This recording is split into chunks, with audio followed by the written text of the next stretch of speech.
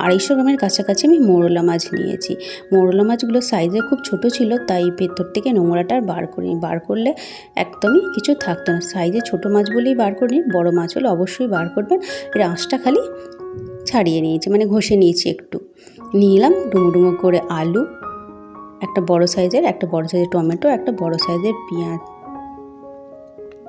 তারপর দেবো ঝালের আন্দাজ অনুযায়ী কাঁচা লঙ্কা, আপনারা আপনাদের মতো দেবেন।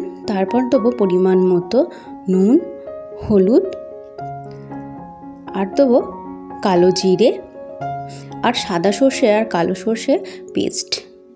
1 টেবিল চামচ সাদা সর্ষে আর কালো সর্ষে বেটে নিয়েছিলাম। দেবো ধনে পাতা আর দেবো সর্ষের তেল 2 টেবিল চামচের মতো। ভালো করে এবার সব কিছু মাখিয়ে নেবো, যাতে সব কিছুর সাথে ভালো করে মাখানো হয়ে যায় মশলাগুলো।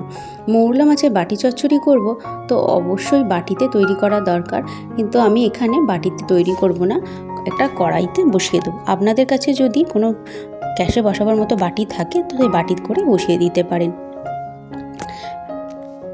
তো ভালো করে সব কিছু মাখিয়ে নিচ্ছি, যাতে টমেটো পেঁয়াজ ভালো মতো একটু গলে যায়। চটকে চটকে ভালো করে মাখানো হয়ে গেছে। এবার গ্যাসেতে একটা কড়াই বসিয়ে দিয়েছি। এই কড়াইতেই করব। দিয়ে দিয়েছি অল্প পরিমাণে একটু তেল দিয়ে গরম করে নিচ্ছি, যাতে মাছগুলো না আটকে যায়। এবার এই মাছগুলো একটু একটু করে কড়াইয়ের চারদিকে মেলে দেবো। কড়াইয়ের চারদিকে মেলে দিচ্ছি, এইভাবেই রেখে দেবো আমি। গ্যাসের ফ্লেমটা কম করে রেখে এটাকে এবার চাপা দিয়ে দেবো হওয়ার জন্য। গ্যাসের ফ্লেমটা চাপা দিয়ে 5 মিনিট রেখে দিয়েছিলাম। 5 মিনিট পর টমেটো পেঁয়াজ গলে একটু জল বেরিয়েছে, আর জল আমি কিছু দিইনি। এবার এটাকে উল্টে দেবো। এক পিঠ হয়ে গেলে মাছটা অপর দিকে উল্টে দেবো, যাতে হয়ে যায়। মৌরলা মাছ এমনি তাড়াতাড়ি হয়ে যায়, নরম মাছ, বেশিক্ষণ সময় লাগে না এটা হতে।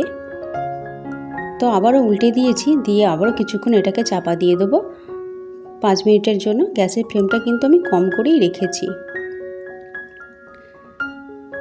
আরও 5 থেকে 7 মিনিট পর গ্যাসের জলতে আমি যে জলটা ছিল কড়াইতে, সেটা একদম কমে গেছে, একদম শুকনো হয়ে গেছে। এবার গ্যাসটা বন্ধ করে দেবো, দিয়ে আবারও উল্টে পাল্টে নেড়ে নেবো। এই গরম অবস্থাতেই বেশি নাড়াচাড়া করবো না, যাতে মাছগুলো না ভেঙে যায়, তাই অল্প হালকা হাতে এগুলোকে উল্টাবো। এই অবস্থাতেই দিয়ে দেবো আরও 2 টেবিল চামচের মতো কাঁচা সর্ষের তেলেতে, গন্ধটা খুব সুন্দর হবে। ভালো করে মিশিয়ে নিয়ে এবার একটু ঠান্ডা করে নেব। হয়ে গেলে গরম গরম অবস্থাতেই নামিয়ে নেব প্লেটের মধ্যে। তো রেডি আমাদের মৌরলা মাছের বাটি চচ্চড়ি রেসিপিটা। কেমন লাগলো অবশ্যই কমেন্ট করে জানাবেন। যদি ভালো লেগে থাকে লাইক শেয়ার কমেন্ট করে চ্যানেলটা সাবস্ক্রাইব করে পাশে থাকবেন। আর নতুন নতুন রান্নার ভিডিও বা রেসিপি পাওয়ার জন্য, ভিডিওটা দেখার জন্য অসংখ্য ধন্যবাদ। আপনারা সবাই ভালো থাকবেন, সুস্থ থাকবেন।